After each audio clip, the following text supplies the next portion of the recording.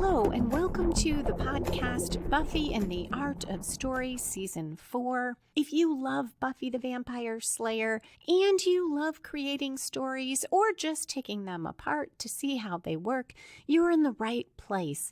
Today we are talking about Season 4, Episode 12, A New Man, where Ethan Rayne returns to Sunnydale, causing a transformation, personal and literal, for Giles. I am Lisa M. Lilly, novelist and founder of writingasasecondcareer.com. If you enjoy supernatural thrillers or traditional detective novels with smart female protagonists, you can try out the first book in each of my 2 series free at lisalilly.com/free. As to A New Man, in particular, I'll talk about the different ways we can see this story depending whose perspective we're focusing on. Character questions for Giles, including, has he been spending too much time with the kids? How props and objects influence the story, set tone, and show the characters' emotions,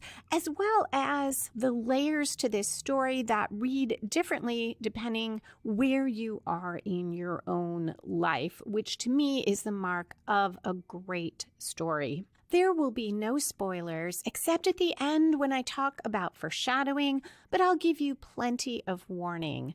Okay, let's dive into the Hellmouth. A New Man originally aired on January 25th, 2000. It was directed by Michael Gershman and written by Jane Espenson. We start with opening conflict. That's the conflict that is there to draw the viewer into the story. Buffy and Riley are alone in Buffy's dorm room, on Buffy's bed, kissing, so things are going well since the end of Doomed. Riley asks Buffy if she's expecting anyone, and she says no. Willow is at the science lab all night, but Willow barges in and tells them something burst into the rec room. Riley asks if it's a vampire, and Willow says vampires don't breathe fire. The 3 of them head for the rec room together, but Riley splits off to enter another way. Buffy has her steak ready, but she tells Willow they need to make this fast. She has better things to do tonight than kill. At 59 seconds in, Buffy and Willow enter, and a bunch of people yell surprise. A quick callback to the first Buffy birthday episode, which was called Surprise. Buffy hides her steak. Riley bursts in the side door with a crossbow, which he quickly drops to his side. Willow guesses that Buffy won't be killing anything tonight, and Buffy says, "Don't be so sure," giving her a look. And so much is established in that 59 seconds. The Buffy-Riley romance, what stage they're at, that it's Buffy's birthday, and that she and Riley both fight demons. We cut to the credits. At 2 minutes, 8 seconds in, we're back. Giles has a piece of cake in one hand. He is talking about his college days while Anya plays with the figures on the foosball table. She interrupts Giles to say to Xander, "I'm bored. Let's eat." Xander says, "Anya, we talked about this." So Anya takes a breath, turns to look at Giles and says, "I'm sorry. That was rude. Please continue your story. Hopefully it involves Treacle, the headmaster." And Giles says, "No need." Anya walks off, and Xander gives Giles an apologetic look and follows her. We fade into Giles sitting along the wall. Willow joins him, brings him more cake, and he comments on all the new faces at the party. Buffy rushes over at that moment with Riley. Giles hugs her, wishes her happy birthday, but she interrupts him to introduce Riley as her boyfriend.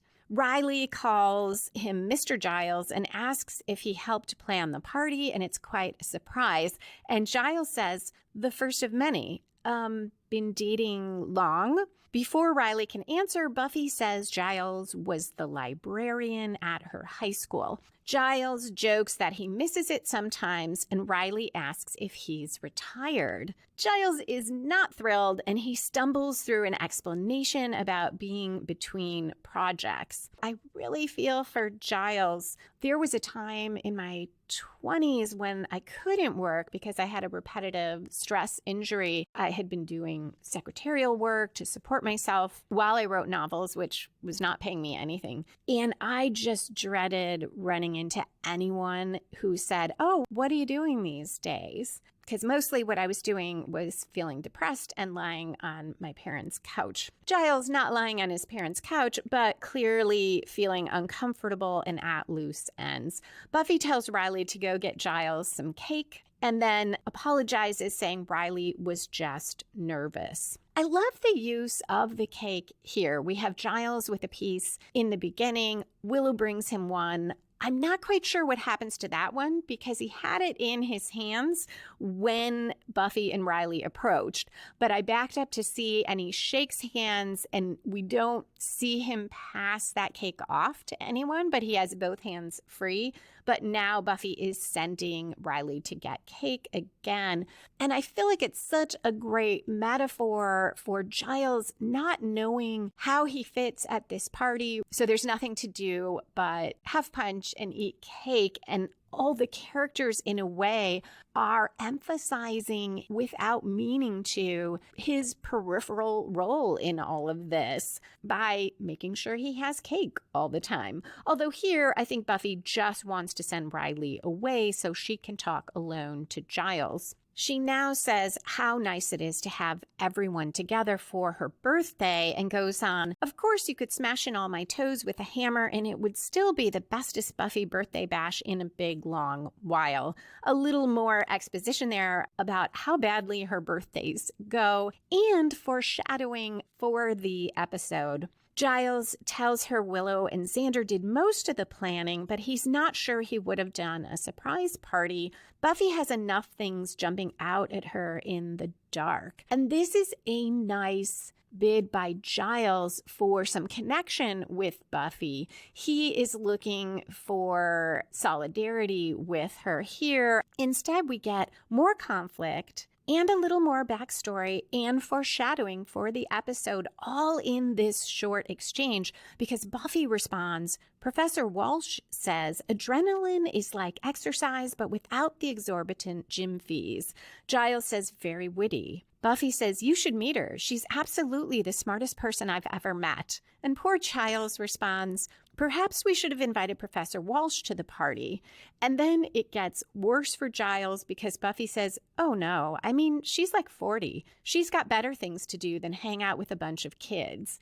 And Riley comes up at that moment and says, "Here you go, sir," and hands him the cake. Oh, my heart just breaks for Giles. And that is a great example, too, of the dialogue just escalating, because each time Buffy has said something that is cutting for Giles without realizing it, it then gets worse in her next comment. I see this whole exchange as the story spark or inciting incident for our plot. Usually that comes about 10% through any story. It gets the main plot rolling. What's really fascinating to me here is it seems like it's setting off a subplot, perhaps, about Giles dealing with life now that he's no longer the librarian or Buffy's official watcher and Buffy is in college. But it also sets off the main plot because this is the exchange that puts Giles in an emotional place where he lets down his guard later with Ethan Rayne, who then takes advantage of that. This exchange also highlights the metaphor, and so often this season I've found the metaphors less compelling than they typically are in Buffy, or perhaps less clear. But this one is very clear. Giles as the parent whose child is turning into an adult and has gone away to college. Also, for the parent who is no longer in that position, not just of authority, but as the expert, because it's so easy, especially at that age, to take the pluses about your parents for granted. And this is what Buffy does here when she offhandedly says, "Oh, Professor Walsh is the smartest person I've ever met." And here's Giles, who is so smart and has guided her for so long. But Giles,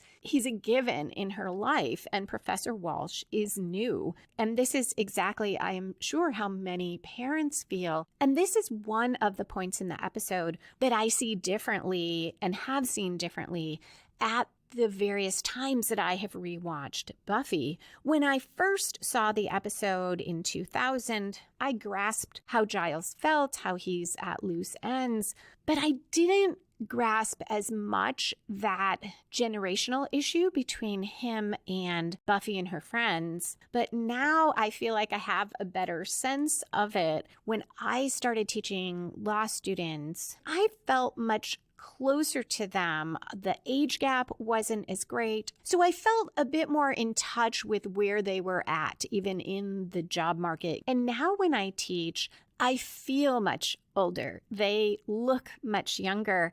Watching this now, seeing Giles, I thought, oh God, that's how I would feel at a party with my students. At 4 minutes, 36 seconds in, Spike is moving out of Xander's basement at last. And the scene starts with Xander complaining that Spike is taking too long and he owns nothing. What is there to move? And Spike grabs a radio and Xander says, that's my radio. And Spike says, and you're what? Shocked and disappointed? I'm evil. Anya asks him what kind of place he's looking for, and he says probably a crypt, something dark and dank, but not as dark and dank as this place, and Anya agrees the basement is pretty depressing. Anya grabs Xander's floor lamp and brings it over to Spike because she wants to give him something for his new place. I like this gesture with the floor lamp. It's another use of an object that shows something about Anya. She is learning socialization and human ways because when Xander says, what are you doing? She tells Xander that gifts are traditional. She read about it. Xander, though, tells her that's among friends. With bitter enemies, we don't give them my lamp.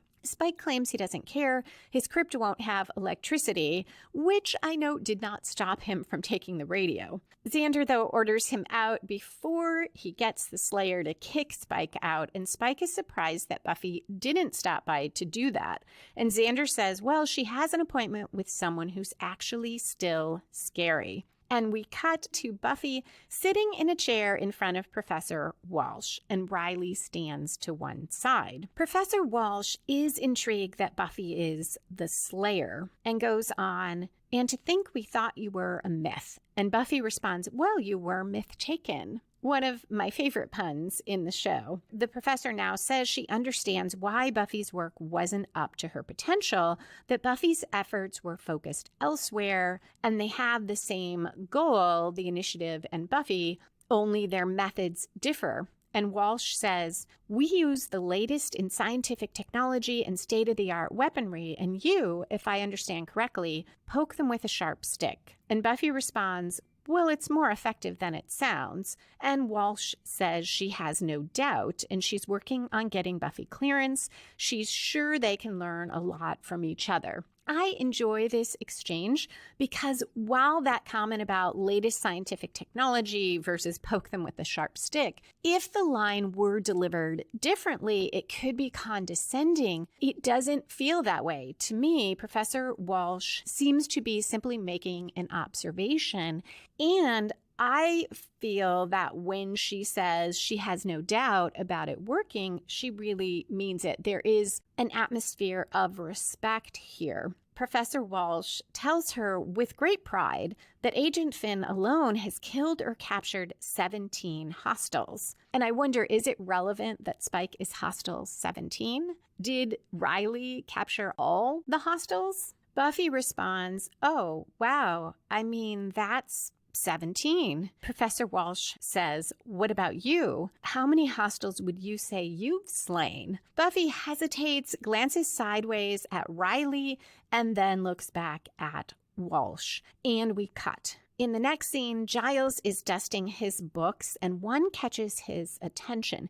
He opens it, reads a bit aloud about a third new moon, counts on his fingers, and says, oh crap. We then cut to Giles on the phone telling Willow he can't wait for Buffy. The demon prince will rise tonight, and Giles is gathering supplies as he talks. So this is one of the cuts I mentioned where we avoid exposition by just going from Giles reading this. We know there's something about timing, and he goes right to Willow. He's obviously already told her a bit of the background on what is about to happen, and he's looking for Buffy. So we avoid Giles repeating what we just saw. We also leave some space for him to fill in a few of the blanks in a later scene. Giles now says, well, where is she exactly? And we have another nice cut to Riley and Buffy walking outside. So we know the meeting with Walsh is done. We didn't have to see all of it. We got a very good sense of what would have happened after that question. And Riley says, wow. Buffy tells him those are her best stories. She didn't tell him the Buffy breaks her butt stories.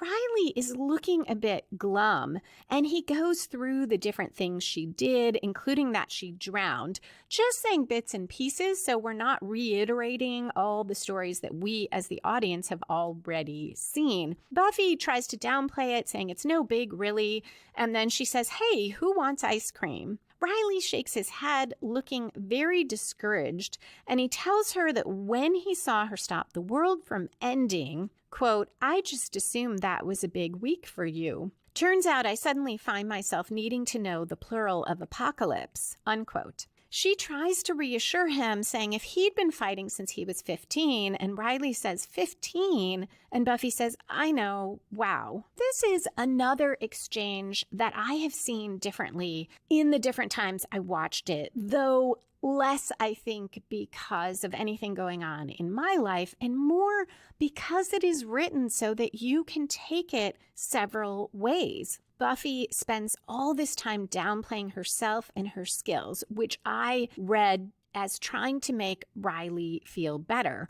This time around, I couldn't help contrasting it with Angel. Buffy never had to downplay herself or undersell herself with Angel, which is a very strong contrast to the last episode, Doomed, where Buffy worried that a relationship with Riley would be too much like Angel. She feared it would end badly. She didn't want to get involved with someone she fought demons with. But now we see, in some ways, it is not enough like Angel. And I wonder if that is purposeful on the part of the writers.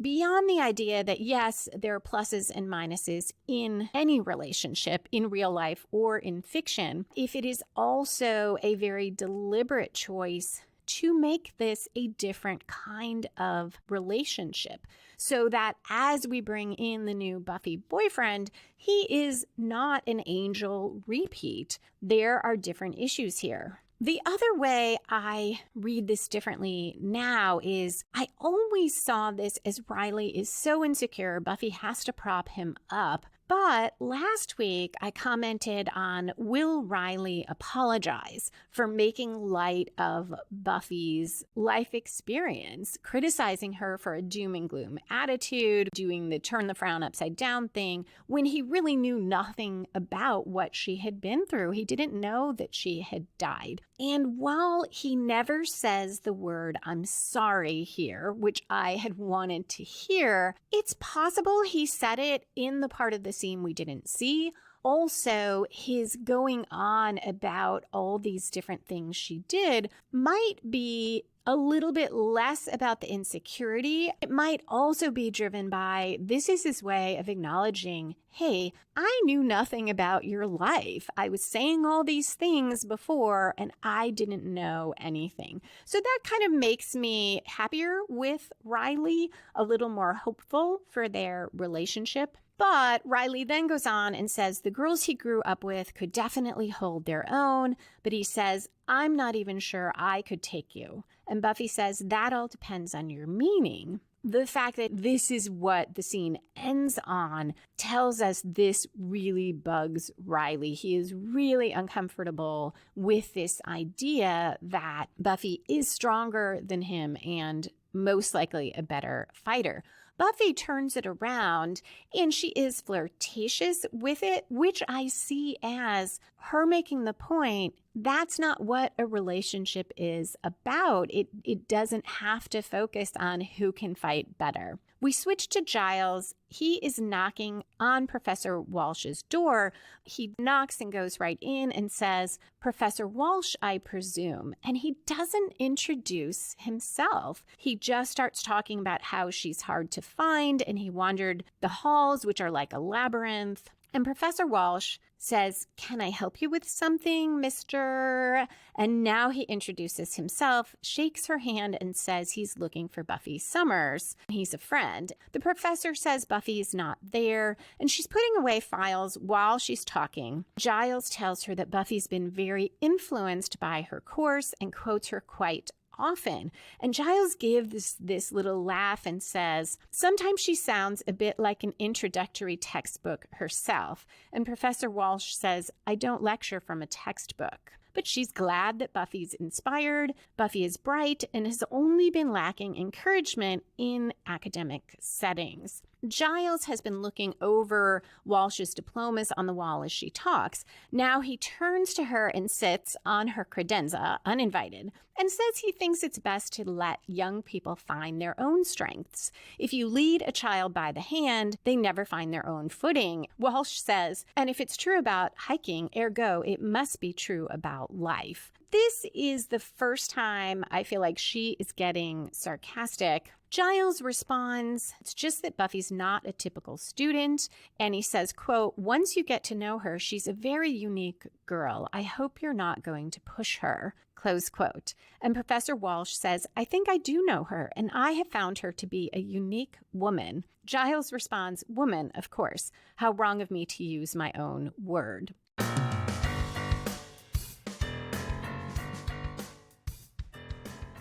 We have some great listener comments on YouTube from Raven Dark Author on the episode The Initiative, where I was querying why is Buffy so clumsy at the point where Buffy can't get the ice cream maker to work or the yogurt maker to work. And it's sort of that rom-com trope. So Raven Dark Author said, throughout the Buffy Riley storyline, they've had this ongoing feel of a secret identity, double life thing. Riley has a double life as a military guy in the Initiative and as a student or a TA, and Buffy has one as a slayer and a normal girl. And Raven Dark Author goes on to point out the 1980s version of Superman with Christopher Reeve, where Clark Kent is played as a bumbling oaf who is clumsy, which helps deflect attention from the hints that he's Superman. And Buffy's behavior is reminiscent of Clark Kent. And I think that makes a lot of sense, especially in the context of that one episode, since we don't see that otherwise. But that whole episode is about the double identity that both Riley and Buffy have and don't know about each other. So I love this idea that we are playing off the Clark Kent Superman double identity idea. As to Wild at Heart, relating to my comment that I felt Willow needed to be doing a little bit more in the climax, that it felt flat, that it is really her story, and yet she is not that active in that climax. Raven Dark Author had a great suggestion. When Veruca hits Willow and is taunting her, Willow fights back with magic, perhaps using mystical power to shove her away or throw her against a wall or some other form of self-defense. The rest of the story would still work because Veruca could still get up and try to attack her, meaning Willow. So when Oz comes in, he still has to save her, again, meaning Willow. I think that would be a great way to just add a little to that climax. As to pangs, Raven Dark Author said, referring to your mentioning how the episode doesn't clear up the thematic question as to how to deal with past wrongs, I always saw that the episode doesn't answer the question because there is no answer. It's meant to underscore that there is no easy way to deal with a situation like Hoose's issue. It highlights something that is true to life, that this kind of situation has no satisfying answer. The show leaves it unresolved because that's how real life is. I think that is absolutely right. Thank you so much for those comments. If you would like to comment on any of the Buffy episodes or any of the podcast episodes, I would love to hear your thoughts. You can comment on YouTube on my website, lisalilly.com/Buffy story, where you will find all the podcast episodes. On Twitter at Lisa M. Lilly, Lisa, M as in Marie, Lilly, or on the Buffy and the Art of Story Facebook page.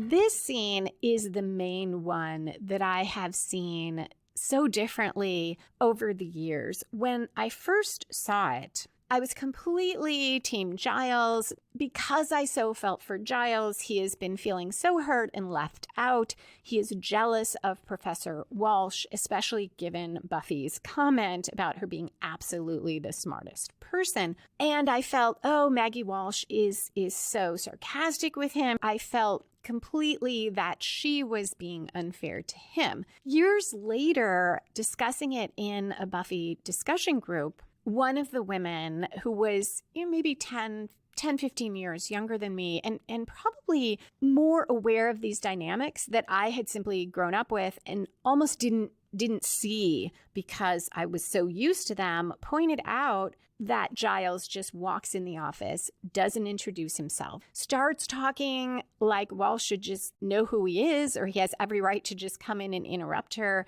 sits on her credenza, taking up her space, and he starts pretty early belittling her in the backhanded compliment. Buffy quotes her quite often, but says, sounds like an introductory textbook. And if I were Walsh, I'd be irritated by that.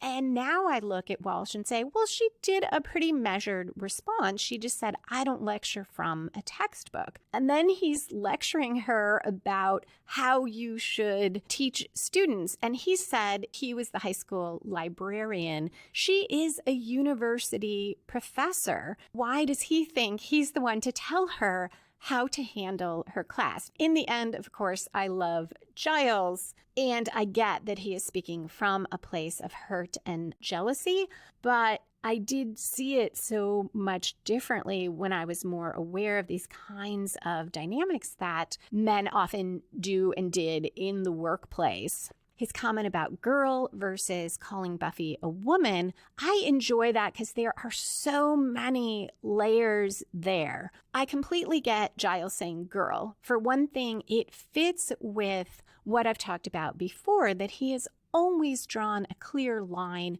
between himself and Buffy and her friends, not in the sense of, oh, I'm so much more important than you, but in the sense of mentor students. So there's never any line crossing. There's never any creepiness about Giles hanging around with these young people all the time or having this close relationship with Buffy. So it makes sense that Giles would call her a girl, not to mention when he met her, she was 15. It wouldn't be unusual to call her a girl.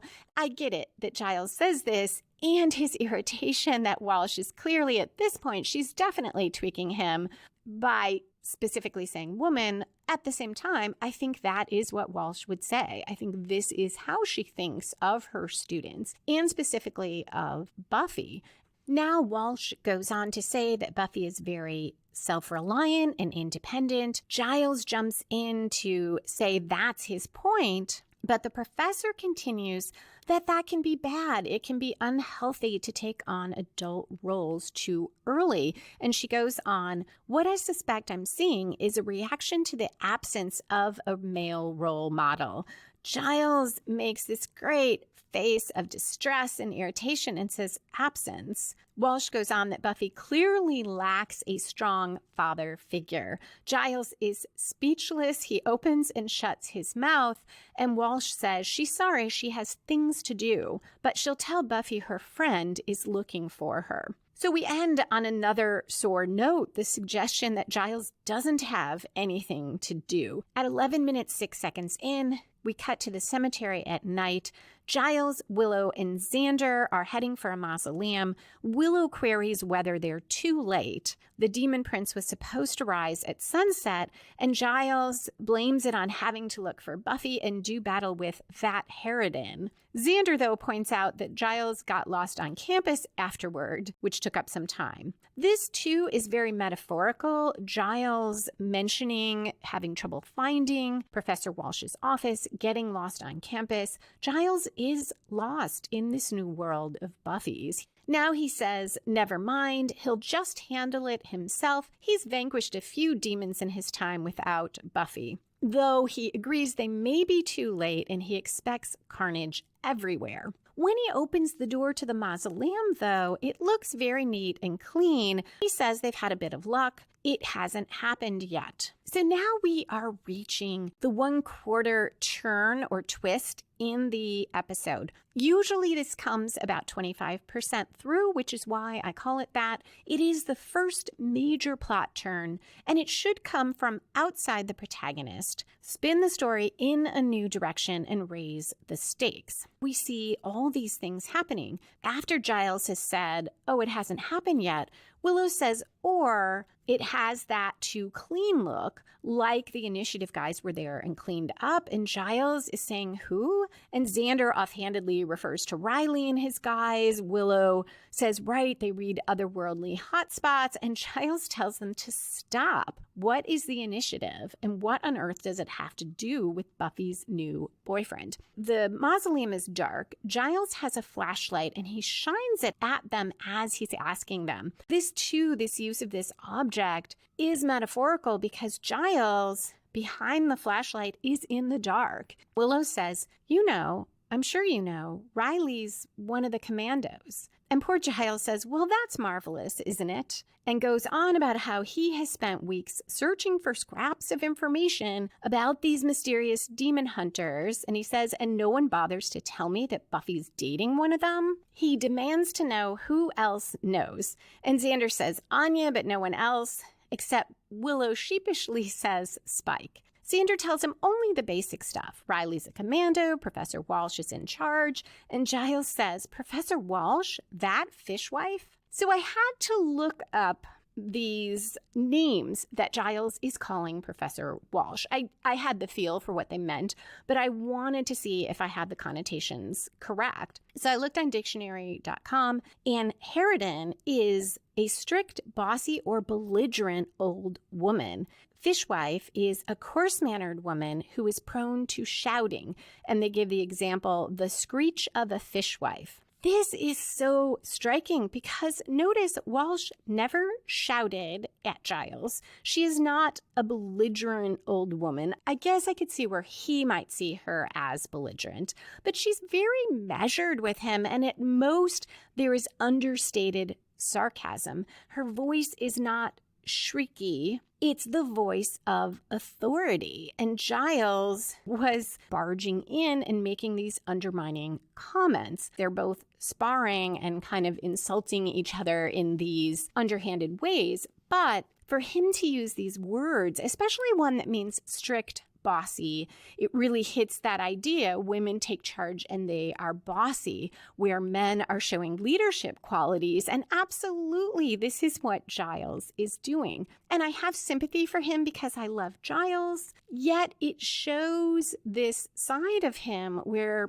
he is still a product of his time. His default way of defending himself or fighting back at what he sees as another authority figure interfering in a way or taking Buffy away from him is to characterize her and insult her in ways that are very specific to women. And it made me wonder, is it that this is a powerful woman he's talking to? In outward status in our culture right now, she exceeds him. Is that particularly hard for him? Yes, Buffy is powerful, but she is still, he's the mentor, she's the mentee. So it's not an equal relationship. And this is where I wonder, has Giles spent way too much time with students, with the kids?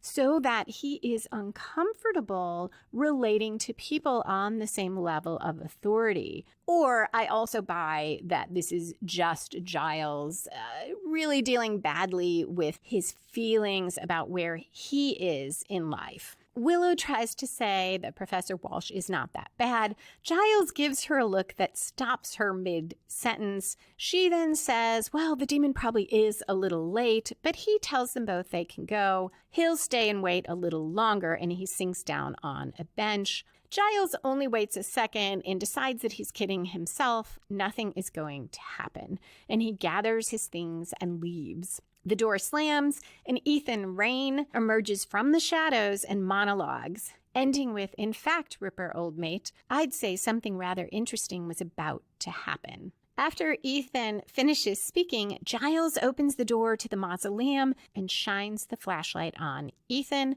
At 13 minutes, 55 seconds in, we cut to a commercial. This is the culmination of the one-quarter twist. It spins the story in a completely new direction as Giles and Ethan start interacting. And it comes from outside Giles. It comes from Ethan. Giles now says to him, Ethan Rayne, you have no idea how much thrashing you is going to improve my day. They fight, but Ethan tells Giles something's about to happen that's very bad for both of them. He begs Giles to listen, and we cut to Ethan and Giles at a pub getting beer. Giles is standoffish and skeptical, and Ethan comments on how they used to be such good friends, what happened, and Giles says their friendship fell apart when Ethan started to worship chaos. And Ethan says, wow, religious intolerance, sad that. The chaos worship is both a great quick reminder of what Ethan is like, which comes out through this minor conflict, and it foreshadows what he does to Giles. Ethan says something is harming demons, and it's not the Slayer. He's heard phrases like pain as bright as steel, and also he's heard about something called 314 that scares the dark world most of all, the kind of scared that turns to angry.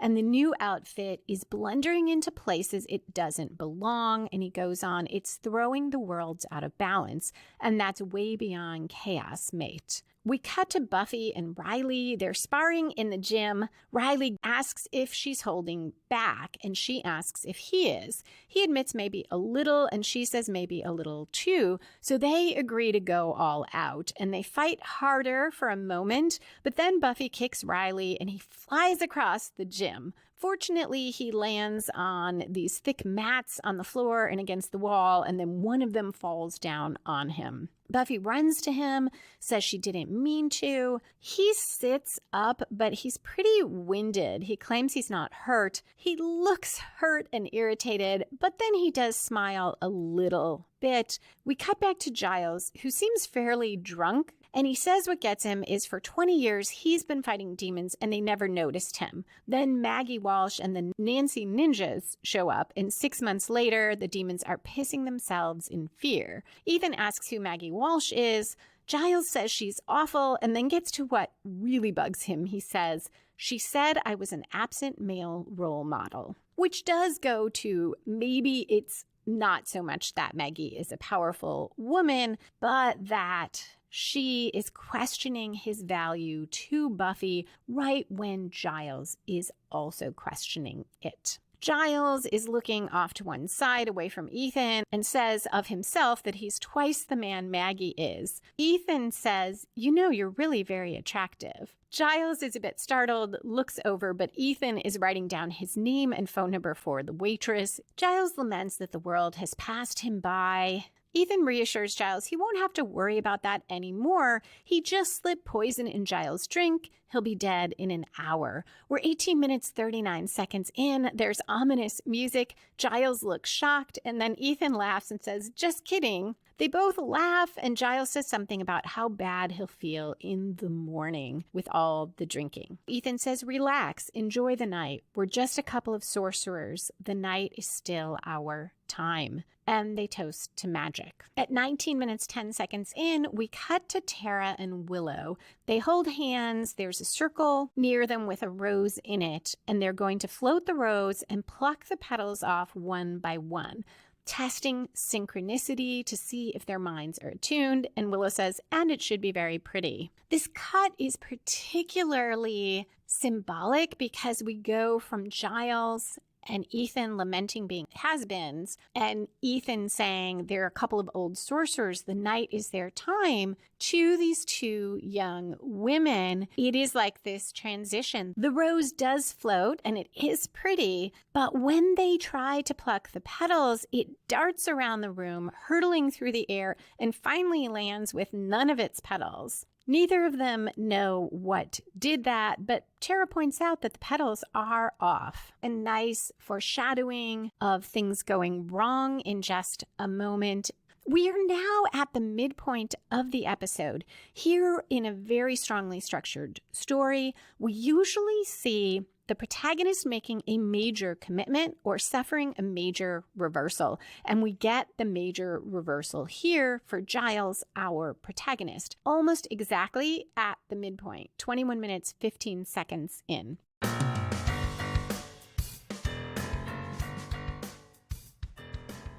A short update on what I have been working on. I mentioned recently a new nonfiction book about writer's block, which I finally have finished. It should be available for sale by the time you hear this. I just set it for pre-order. It is called Write On: How to Overcome Writer's Block So You Can Write Your Novel by L.M. Lilly. It'll be available on various ebook platforms and in a workbook edition. As you can guess from the title, it's specific to novelists because I personally always found it frustrating how many writing classes and writing books and writing prompts were geared generally to fiction, but didn't really fit well to novel writing. And as you can probably guess from this podcast, I prefer to write long. I'm not really a great short story person.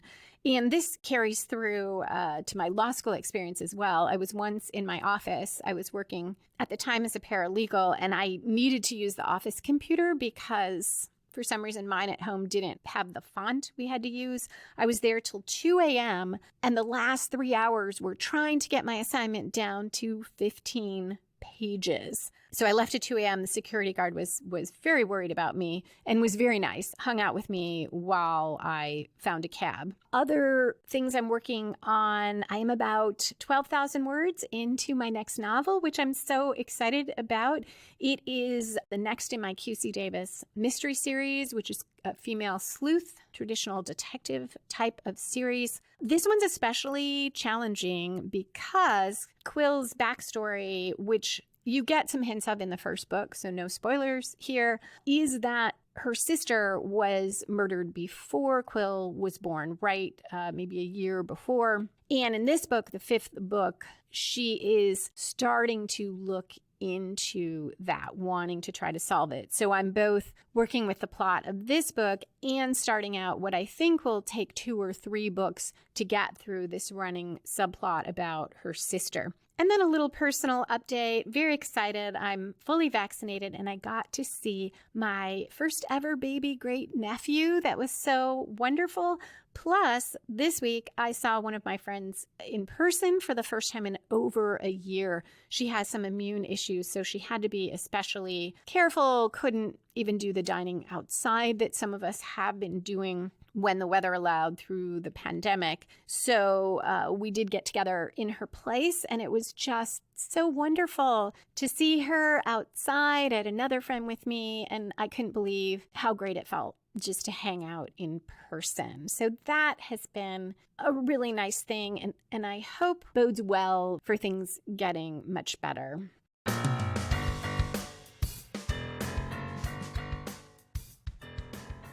It's morning. Giles, wearing pajama pants, clumps down the stairs and sees himself in a mirror. He has turned into a large demon with horns. He says no, gestures in surprise and frustration, and accidentally puts his hand through the wall and says, Ethan. On the way down the stairs, he grabs the banister. It breaks off in his hand. The phone also breaks when he tries to use it.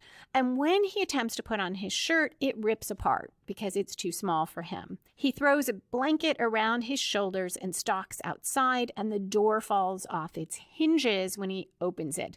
So this is more use of objects and props here to show Giles' emotions and his inability to control himself.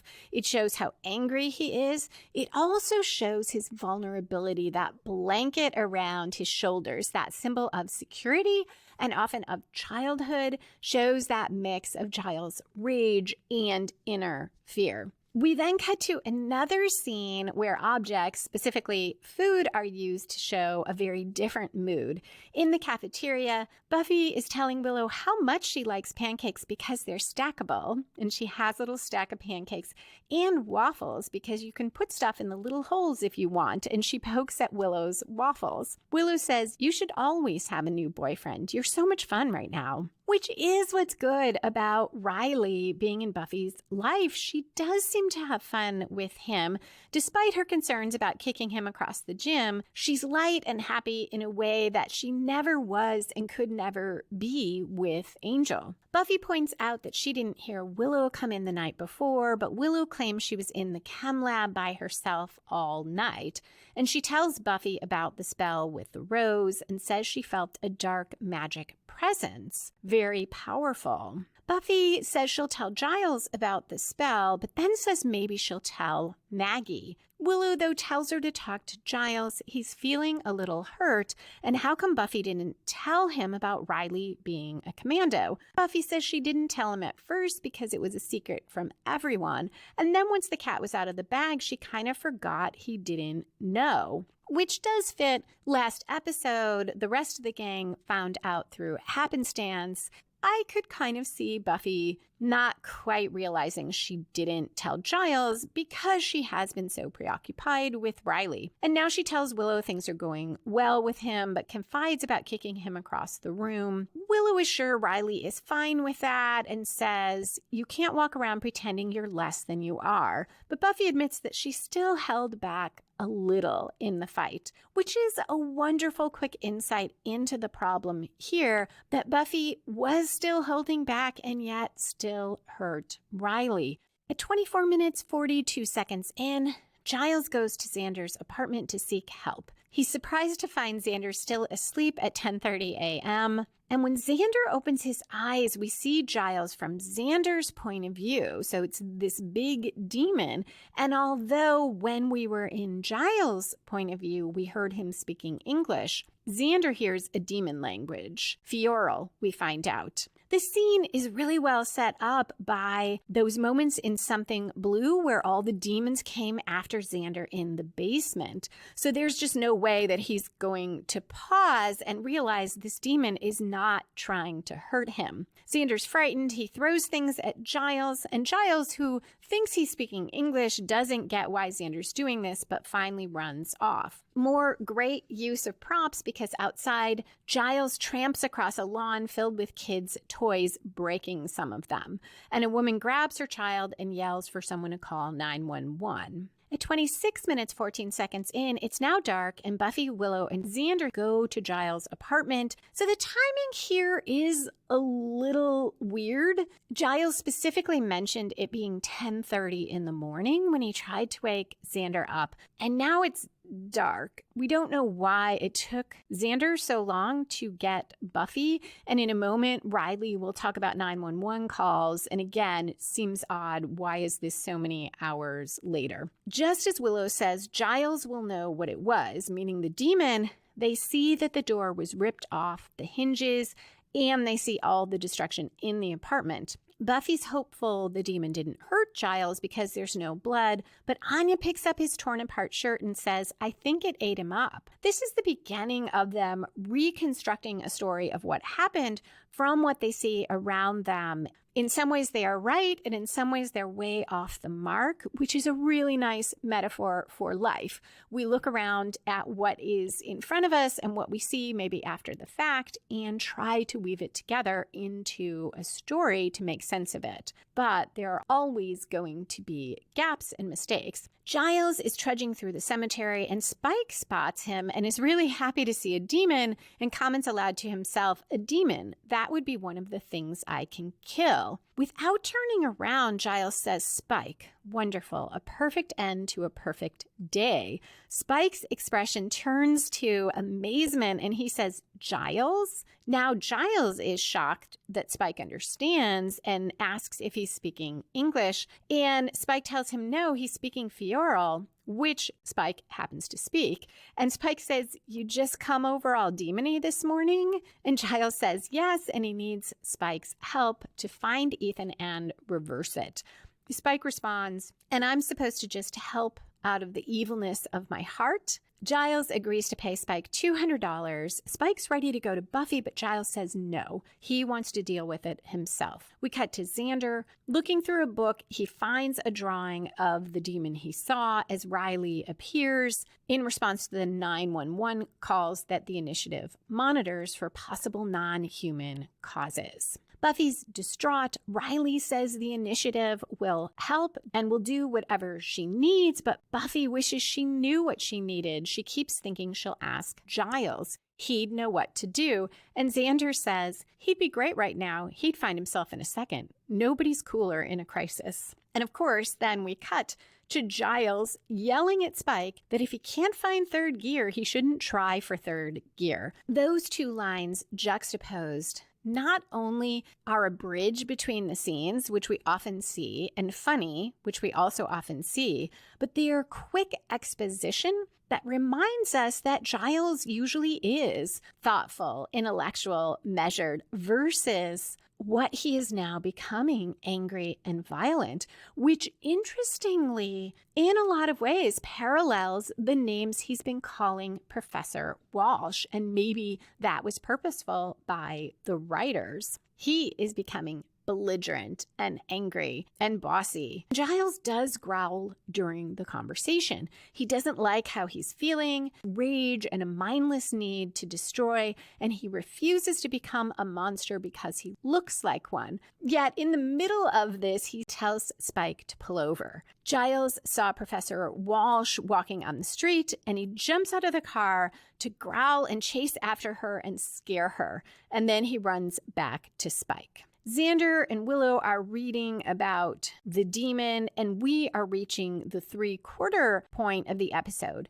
Here is where we usually see another major plot turn that takes the story in a new direction. And here it also raises the stakes because Buffy asks how to kill the demon. Willow says you need a weapon made of silver. Riley gets a call that a demon attacked Professor Walsh and it got out of a small gray Citroen. That is Giles' car. Buffy says a demon that steals a car has a purpose, but these demons don't seem to operate that way based on what they've read. And she asks Willow if her spell going wrong could have been caused by someone controlling the demon using magic, and Willow says yes. Now Buffy is hunting the demon, which is Giles, to kill it, as Giles tries to track Ethan. So we have also this ticking time bomb. Will Giles get to Ethan and get turned back before Buffy kills him?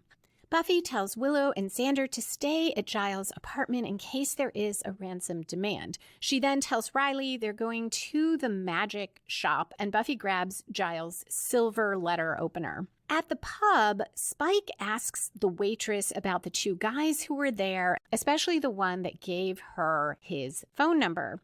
The waitress says she threw out the number when she saw the guy was staying at that rat trap, the Sunnydale Motor Inn. So now they know where Ethan is. We cut back to Riley and Buffy. She breaks into the magic shop. He tells her she didn't have to do that. He has a master key to all the shops. Buffy looks through credit card receipts and finds one with Ethan Rayne's name on it. She's sure he must be the one behind this. Riley calls in a search for hotel reservations for Ethan. At 34 minutes, 45 seconds in, Riley tells Buffy Professor Walsh gave him specific orders. Once they located the demon, he's not supposed to bring Buffy along. Buffy doesn't care. She heads for the car anyway. The only way he'll stop her is if he calls in the troops. And she says, this demon did something to Giles and I'm going to kill it. Riley, looking concerned, follows her. We cut back to Spike and Giles. Spike says they're being followed. There's a bit of a car chase. Giles gets angrier and angrier and has more trouble controlling himself. Finally, he tells Spike, slow down, Giles will jump out and the military guys will keep following Spike. Spike's not too keen on that because these are the commandos that were after him, but Giles agrees to pay him another $100 and they do it. We cut to the motel. Giles breaks in. Ethan tries to soothe him, saying, good Giles. Giles grabs him by the throat. Ethan is saying he can't undo it if Giles kills him, but Giles is now beyond reason and throws Ethan across the room. So we're now at the climax where the opposing forces have their final confrontation and resolve the main conflict. We're at 36 minutes, 46 seconds in. Buffy and Riley burst in. Ethan claims the demon killed Ripper and now is trying to kill Ethan. Buffy tells Riley not to let Ethan go, and she confronts the demon, demanding to know what it did to Giles. Giles is kind of holding back. He has a little bit of control here, but Buffy throws the first punch and knocks him down. We cut to the military vehicles following Spike. He's having a blast evading them until he crashes the car. I don't believe we ever find out how Spike gets out of that, but somehow or other he does. At 37 minutes, 24 seconds in, we're back with Giles and Buffy fighting. Ethan and Riley are fighting as well. Ethan tells Buffy she's only making the demon angry, which is good advice, but she doesn't listen. I wonder, why does Ethan give this advice? If he just let things play out, there's a good chance Buffy would kill Giles. So I think Ethan doesn't really want his old mate Ripper to die. He was just having a bit of what passes for fun for Ethan. Buffy finally gets on top of Giles, says, this is for Giles, brings the letter opener down as he says, who, me? The first time I saw this, I'm pretty sure I thought she was killing Giles. And I think that is a result of the show establishing early on that no one is safe, that characters we have become invested in can be killed or leave the show, as Oz did, and it creates that space to truly be worried. However, this doesn't kill the demon. Giles' eyes widen as he gazes up at Buffy, and now hers widen too, and she says, oh God, Giles? He grunts in the affirmative. Somehow this works, something like, ahoo, ahoo, in a very low tone. So that probably sounded more like, I don't know, a bird or something. But anyway, we get that he is saying yes. And Buffy gets it too, and she says his name again, and she's sorry, and please don't die.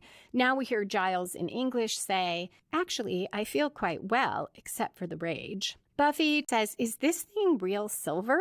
Of the letter opener, which is another key prop or object. And this one is particularly important because Buffy really does try to kill the demon. And it goes along with that idea that the objects and the scene told Buffy and her friends a story, but parts of that story were wrong. We're now at the falling action where we tie up loose ends and resolve subplots. Ethan says he really has to learn to do the damage and get out of town. It's the stay and gloat that gets him every time, which is pretty much true for Ethan and shows good self-awareness on his part.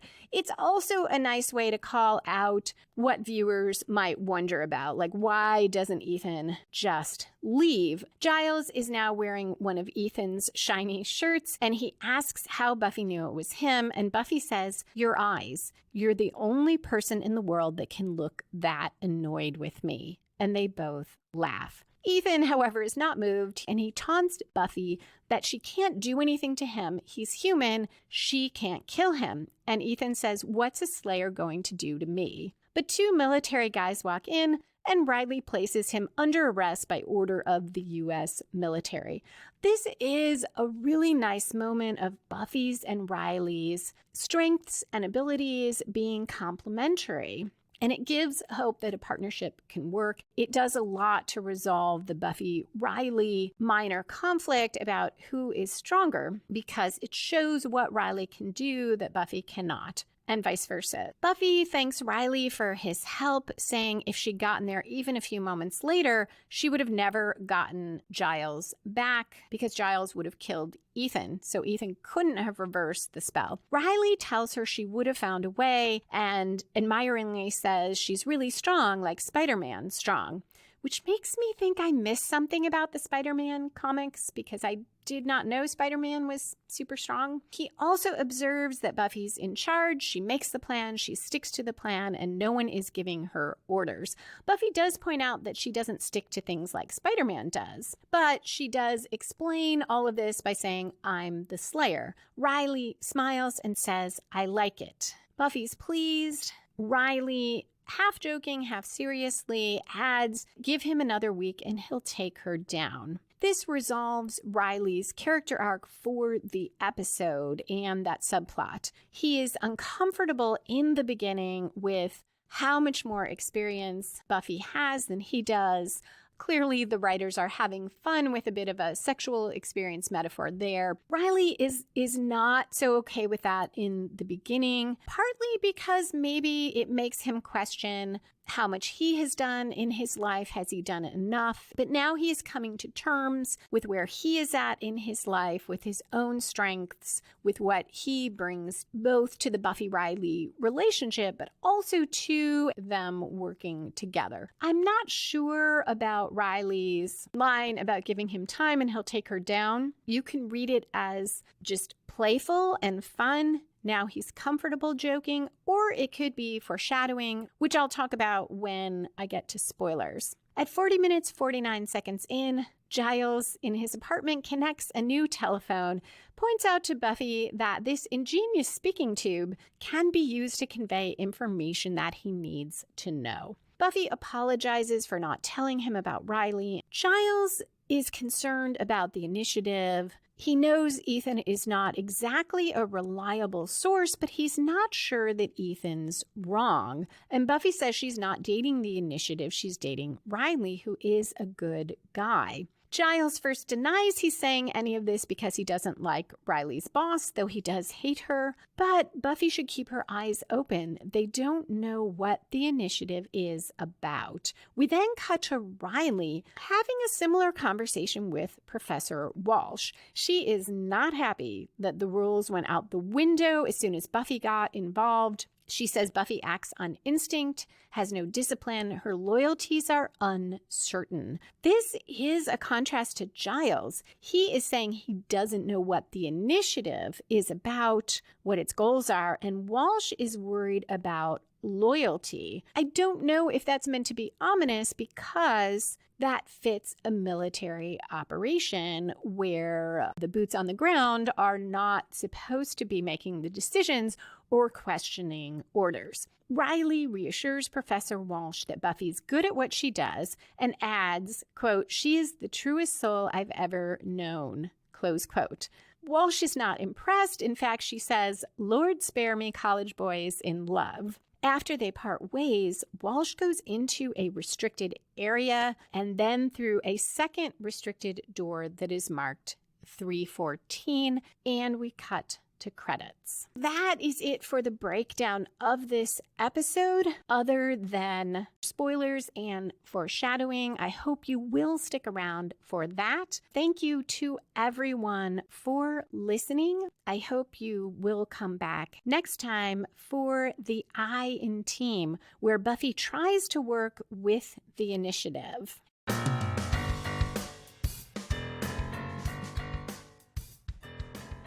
And we are back for spoilers and foreshadowing. This episode starts with Buffy downplaying herself, so Riley won't be intimidated. Their practice fight doubles down on that, with Buffy still holding back and yet sending Riley across the room. This may be an example of the series as a whole, or the season as a whole, knowing more than any individual writer if the writers thought that this relationship would work out. Because to me, it just does not bode well, and it suggests that Riley is going to continue to struggle with this. And while there are other reasons were given for Riley eventually leaving Buffy, there is always this undercurrent where he can't quite deal with her being the strong one, and maybe not just the strong one, with her sense of purpose, which is interesting because Maggie Walsh here criticizes Buffy's lack of discipline, and yet Buffy does have discipline. And when she doubles down on that in season 5 and so focuses on her mission at the very time that Riley is at loose ends and has lost his, that becomes an issue that they just never can get past. And this episode where Buffy's downplaying herself, and then the criticisms of Maggie Walsh of Buffy, even though she admires her, the differences in how the initiative approaches things and Buffy and her friends approach things, and the issue of taking orders, that Buffy does not take orders. All of those things set up what ultimately happens with Buffy and Riley, and also set up next week, where Professor Walsh turns on Buffy, concluding that she asks too many questions, cannot follow orders, and can't be trusted. And that is also foreshadowed by seeing 314 at the end of this episode, right after Giles has warned Buffy about the initiative. We know that Maggie is doing things that probably Riley does not know about, because it's all in this restricted secret area. Walsh saying to Giles that independence and reliance, self-reliance, can be bad, also foreshadows the problems in the next episode between her and Buffy. And of course, 314, though we don't see Adam here, foreshadows Adam, that there is this project within the initiative that, as Ethan tells us, could throw the worlds out of balance. Giles feeling like a has-been foreshadows our later conflict in the Yoko factor, when Spike plays on Giles' insecurity and his feeling that Buffy does not need him. Spike goes right in for the kill in the Yoko factor as a way to divide Buffy and her friends. And he knows just what to say, and that makes total sense because Spike is good at observing people and understanding them, and his first thought is to do what makes sense in this episode, which is go to Buffy, get Buffy's help, find Ethan, turn Giles back. But Giles, despite that would make sense, does not want to go to Buffy. He's going to handle it himself. And that tells Spike a ton about where Giles and Buffy are. One last thought that is less foreshadowing and more of a parallel that I saw when I was commenting about how we have Buffy's new boyfriend, but we don't just replace Angel. This isn't a new version of Angel. Riley is different in so many ways, and the underlying conflict is completely different. It's one she would have never had with Angel. In no universe was Angel intimidated by Buffy.